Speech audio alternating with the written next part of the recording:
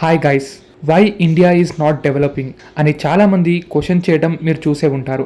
ఈ విషయంపై ఇండియాపై ఎన్నో విమర్శలు మన దేశంలోని వాళ్లే చేస్తుంటారు. But is it only India అని అనుకుంటే కాదు. అటు చైనా, రష్యా ఈ పవర్ఫుల్ నేషన్స్ కూడా ఇంకా డెవలప్డ్ నేషన్స్గా నిలబడలేదు. ఇంకా చెప్పాలంటే Russia is weaker than India in terms of providing resources to it's people. ఇండియాలోని సివిలియన్స్ గవర్నమెంట్పై ఎన్నో విమర్శలు, కంప్లైంట్స్ ఇవ్వడం మనం చూస్తూ ఉంటాం. అదేమీ తప్పు అని నేను అనను. బట్ బయటి దేశాలు మనకన్నా గొప్పగా ఉన్నాయి, అక్కడి జనాలు మనకన్నా గొప్ప బ్రతుకు బతుకుతున్నారు అని అనుకోకూడదు కదా. ది రియాలిటీ ఆఫ్ రష్యా అనేది మనం కాస్త తెలుసుకోవాలి. ఒకవేళ మీకు తెలుసుంటే నో ప్రాబ్లం, బట్ తెలియని వాళ్ళ కోసం ఈ వీడియో. అదేంటంటే Russia is not developed nation. ఇప్పుడు చైనా ఎందుకు డెవలప్ అవట్లేదు అంటే, చైనా ఒక strong nation but still complete developed nation గా కీర్తి పొందలేదు. దానికి కారణం హై పాపులేషన్. అందువల్ల కంప్లీట్ డెవలప్డ్ నేషన్ గా నిలవడం ఇంకాస్త టైం పట్టే విషయం. బట్ వేరాజ్ రష్యా చాలా తక్కువ పాపులేషనే ఉంది, బట్ స్టిల్ రష్యా ఇంకా డెవలప్ అవ్వలేదు. అండ్ ఇండియాతో కంపేర్ చేస్తే రాబోయే 40-50 ఇయర్స్ లో ఇండియా అయినా డెవలప్డ్ నేషన్ గా నిలవవచ్చు, కానీ రష్యాకి మాత్రం ఆ మాత్రం స్కోప్ కూడా లేదు. ఐ మీన్ 40 ఏళ్ళలో ఇండియా డెవలప్ అయిపోతుంది అని నేను ఖచ్చితంగా చెప్పట్లేదు. బట్ ఒకవేళ ఆ స్కోప్ ఉంటే రష్యా మాత్రం అంతకన్నా లేట్ అవ్వే స్కోప్ ఉంది అని చెప్తున్నాను.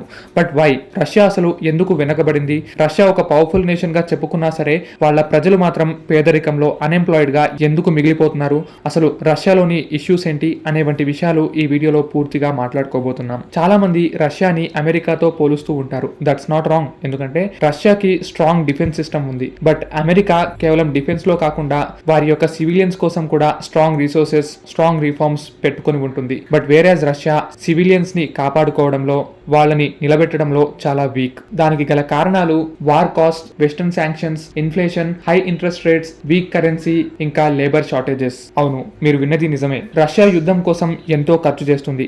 అందులోనూ ముఖ్యంగా ఉక్రెయిన్ తో వార్ చేస్తూ రష్యా చాలా వరకు నష్టం పొందింది. ఇది వినగానే చాలా మంది అదేంటి భయ్యా, రష్యా ఉక్రెయిన్ కన్నా పవర్ఫుల్ నేషన్ కదా అంటే పవర్ఫుల్లే, కానీ అక్కడ కూడా ఖర్చుతో కూడిన పనే కదా. ఈ యుద్ధంలో రష్యా చాలా మనీ స్పెండ్ చేసింది. దీనికనే కాదు, కానీ డిఫెన్స్ సిస్టమ్ కే రష్యా ఎక్కువ ఖర్చు చేస్తుంది. రష్యా తన ఎకనామిక్ గ్రోత్ ని పట్టించుకోదు. అంతకన్నా ఇంపార్టెంట్ గా వార్ స్ట్రాటజీస్, పొలిటిక్స్, ఇంకా తన డిఫెన్స్ పవర్ ని వదులుకోదు. అందుకే ఎకనామిక్ ఎంత దెబ్బతిన్నా సరే డిఫెన్స్ సిస్టమ్ లో మాత్రం అమెరికాతో తలబడుతుంది. కాబట్టి రష్యా ఎక్కువగా డిఫెన్స్ మీద ఖర్చు పెట్టడం తప్పు లేదు అని అనిపిస్తుంది, కానీ దాని ద్వారా సామాన్యులకు అందాల్సిన రిసోర్సెస్ అందట్లేదు. ఈ వార్ కాస్ట్ ఒక ఎఫెక్ట్ అయితే శాంక్షన్స్ కూడా మరొక ఎఫెక్ట్. అవును, యునైటెడ్ స్టేట్స్ రష్యా యొక్క బ్యాంక్స్ ని బ్యాన్ చేసింది, అసెట్స్ ని ఫ్రీజ్ చేసింది, టెక్నాలజికల్ ఎక్స్పోర్ట్స్ ని రెస్ట్రిక్ట్ చేసింది. వేరేజ్ యూరోపియన్ యూనియన్ వారు కూడా రష్యా యొక్క oil, coal and gas imports ని బ్యాన్ చేశారు. రష్యన్ షిప్స్ అండ్ ఎయిర్లైన్స్ ని బ్లాక్ చేశారు. మరో పక్కన యునైటెడ్ కింగ్డమ్ కూడా రష్యాపై శాంక్షన్స్ విధిస్తోంది. వారు కూడా రష్యన్ ఆయిల్ ఇంపోర్ట్స్ ని బ్యాన్ చేశారు. కెనడా, జపాన్, ఆస్ట్రేలియా వంటి దేశాలు కూడా రష్యా యొక్క ఫైనాన్స్, ట్రేడ్ అండ్ టెక్నాలజీని ఇదే రకంగా రెస్ట్రిక్ట్ చేశాయి. G7 గ్రూప్స్ అంటే US, UK, Canada, France, Germany, Italy, Japan, EU వీరందరూ కలిసి రష్యాని అడ్డుకున్నారు. ఈ కారణం వల్ల రష్యా ఎక్కువ శాంక్షన్స్ ని ఫేస్ చేస్తోంది. అందువల్ల దేశంలోని పరిస్థితులు దారుణంగా మారాయి. ఇక మూడవ కారణం ఇన్ఫ్లేషన్. రష్యా తన యొక్క బడ్జెట్ లో nearly 40% defence and Ukraine war మీదే ఖర్చు చేసింది. దీనివల్ల మిలిటరీ గుడ్స్ మీద డిమాండ్ పెరిగింది. తద్వారా సివిలియన్ ఫండ్స్ తగ్గాయి. వారి యొక్క రెగ్యులర్ ఐటమ్స్ అన్ని రోజు రోజుకి ఎక్స్పెన్సివ్ గా మారాయి. ఇతర దేశాల శాంక్షన్స్ వల్ల కూడా ఇన్ఫ్లేషన్ అనేది భారీగా పెరిగింది. దానివల్ల రష్యన్ కరెన్సీ రబుల్ కూడా బాగా వీక్ అయ్యింది. రాను రాను రష్యా యొక్క ఇంట్రెస్ట్ రేట్స్ 21% తో పెరిగింది. ఇన్ఫ్లేషన్ ని కంట్రోల్ చేయడానికి రష్యా తన ఇంట్రెస్ట్ రేట్స్ ని 21% దాకా పెంచింది. దీనివల్ల బిజినెస్ గ్రోత్ అండ్ ఇన్వెస్ట్మెంట్ దెబ్బతింటుంది. ఇక నాలుగవ కారణం fall of Russian currency. Russian currency rubble అనేది చాలా వీక్ అవుతూ వచ్చింది. Western sanctions, war spending, import restrictions, capital flight వల్ల రష్యా యొక్క రబుల్ వీక్ అవుతూ వచ్చింది. కరెన్సీ పడిపోయినప్పుడే రష్యా మీద ఉన్న కాన్ఫిడెన్స్ కూడా పడిపోతుంది. గ్లోబల్ మార్కెట్స్ రష్యాని ఒక అన్స్టేబుల్ కంట్రీగా చూస్తారు. అంతేకాదు, బాగా డబ్బున్న రష్యన్స్, వ్యాపారులు అంతా రష్యాని వదిలేసి అబ్రాడ్ కి వెళ్తుంటారు. ఈ రకంగా రష్యన్ రబుల్ అనేది దెబ్బతిన్నది. ఇక ఆ తర్వాత వచ్చేది ఎంప్లాయ్మెంట్ ఇష్యూస్. అవును, రష్యాలో ఆల్రెడీ ఇందాక చెప్పిన రీజన్స్ వల్లే రష్యాలో అన్ఎంప్లాయ్మెంట్ అనేది భారీగా పేర్కొంది. War mobilisation, mass immigration, demographic decline, artificially లో అన్ఎంప్లాయ్మెంట్, వేజ్ ప్రెషర్, వీటి కారణం చేత ఎంప్లాయ్మెంట్ ఇష్యూస్ అనేవి రష్యాలో పెరుగుతూ వచ్చాయి. సో ఓవరాల్ గా చూసుకుంటే రష్యా ఒక పవర్ఫుల్ నేషన్. ఏ రకంగా పవర్ఫుల్ అంటే ఇతర దేశాలు ఎవరు రష్యా మీద కన్నెత్తి కూడా చూడలేరు. కానీ ప్రాబ్లం ఏంటంటే రష్యా మీద బయట వాళ్ళు దాడి చేయకపోవచ్చు, కానీ లోపలున్న ప్రజలు మాత్రం కడుపు నిండా ఆహారం తినలేరు, వారి యొక్క రెగ్యులర్ ఫెసిలిటీస్ పొందలేరు. మనం ఎంత శక్తివంతులమైనా సరే మన ఇంట్లో తినడానికి అన్నం లేకపోతే లాభం ఏంటి చెప్పండి. అదే రష్యా యొక్క పరిస్థితి కూడా. ఇంకా అర్థమయ్యే విధంగా మన దేశంతో కంపేర్ చేసి చెప్పాలంటే చాలా మంది రష్యాని ఇండియా కన్నా సుపీరియర్ గా చూస్తారు, ఇండియా కన్నా రష్యా గ్రేట్ అనుకుంటారు. బట్ ఇక్కడ అర్థం చేసుకోవాల్సిన విషయం ఒకటి ఉంది. అదేంటంటే రష్యా యొక్క డిఫెన్స్ సిస్టమ్ ఇండియా కన్నా చాలా పవర్ఫుల్.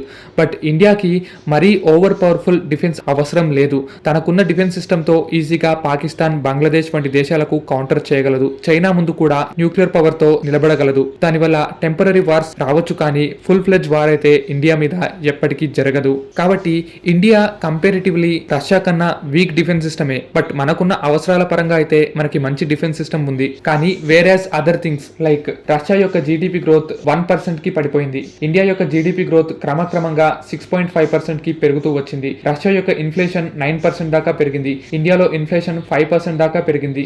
రష్యాలో రబుల్ అనేది వీక్ అవుతూ వచ్చింది. ఆయిల్ ఎక్స్పోర్ట్స్ మీద రష్యా బాగా డిపెండ్ అవుతుంది. But whereas India strong IT, agriculture and manufacturing sectors ఉన్నాయి. ఈ రకంగా చూసుకుంటే ఇండియా యొక్క ఎకనామిక్ అనేది డైనమిక్ గా చాలా స్ట్రాంగ్, రష్యా కన్నా బాగుంది అని చెప్పవచ్చు.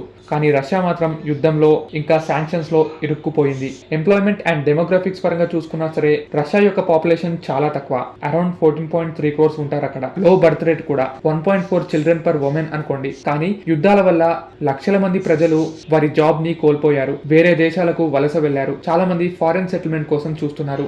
కానీ ఇండియాలో యంగ్ పాపులేషన్ ఎక్కువగా ఉంది. అందువల్ల ఐటీ, అగ్రికల్చర్ అండ్ ఇతర సర్వీసెస్ బాగా పెరుగుతూ వస్తాయి. మన ఇండియా లాంగ్ టర్మ్ గ్రోత్ తో నిలబడుతుంది.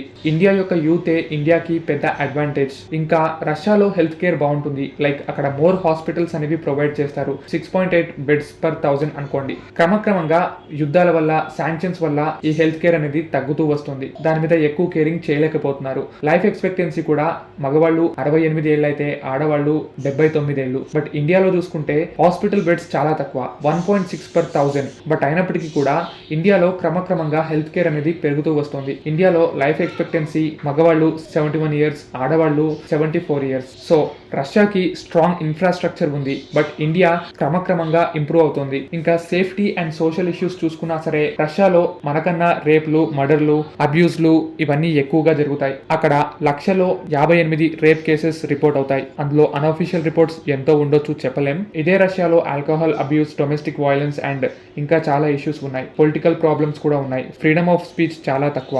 బట్ ఇండియాలో చూసుకుంటే లోవర్ రిపోర్టెడ్ రేప్ రేట్, 26 మంది రేప్ కి గురవుతుంటారు. అఫ్ కోర్స్ అన్అఫీషియల్ గా రిపోర్ట్స్ చాలానే ఉండొచ్చు. బట్ హవెవర్ రష్యా కన్నా ఇండియాలో బెటర్మెంట్ కనిపిస్తోంది. అయితే రేపులు గానీ, మర్డర్లు గానీ అక్కడ జరిగినా ఇక్కడ జరిగినా ప్రాణం ప్రాణమే. కాకపోతే అది కంట్రీకి రిప్రజెంట్ అవ్వకుండా చూసుకోవాలి కదా. ఈ రకంగా చూసుకుంటే ఇండియా చాలా బెటర్. అయినా సరే ఇండియాలోనే రేపులు అవుతున్నట్టు, ఇండియాలోనే సేఫ్టీ లేదని చాలా మంది నోటికొచ్చినట్టు వాగుతారు. బట్ అదంతా అబద్ధం. అది కేవలం ప్రోపగాండా. అంతేకాదు రష్యాతో పోల్చుకుంటే మన దగ్గర సోషల్ ఇష్యూస్ తక్కువే. వాటికి తగ్గ రిఫార్మ్స్ కూడా మనం తెస్తూనే వస్తున్నాం. అంతేకాదు ఇండియా డెమోక్రటిక్ సిస్టమ్ తో నడుస్తోంది. అందులో ఫ్రీడమ్ ఆఫ్ స్పీచ్ మనకు ఉంటుంది. అందువల్ల జనాలు ఫ్రీడమ్ ఆఫ్ స్పీచ్ తో ఎంతో యాక్టివ్ గా ఉంటారు. కొన్నిసార్లు ఫ్రీడమ్ ఆఫ్ స్పీచ్ ని గొంతు నొక్కేసే ప్రయత్నం కూడా రాజకీయ నాయకులు, మీడియా వాళ్ళు చేస్తూనే ఉంటారు. బట్ నేను కంపారిటివ్లీ చెప్తున్నాను, రష్యాలో ఆ మాత్రం ఆప్షన్ కూడా లేదు. సో ఓవరాల్ గా అటు ఇండియా, రష్యా రెండు బలమైన ఛాలెంజెస్ ని ఎదుర్కొంటున్నాయి. సో ఇంటర్నేషనల్ రిలేషన్స్ చూసుకున్నా సరే రష్యా అంటే చాలా దేశాలకు ఇష్టం ఉండదు. రష్యా ఎక్కువగా చైనా అండ్ ఇండియా మీద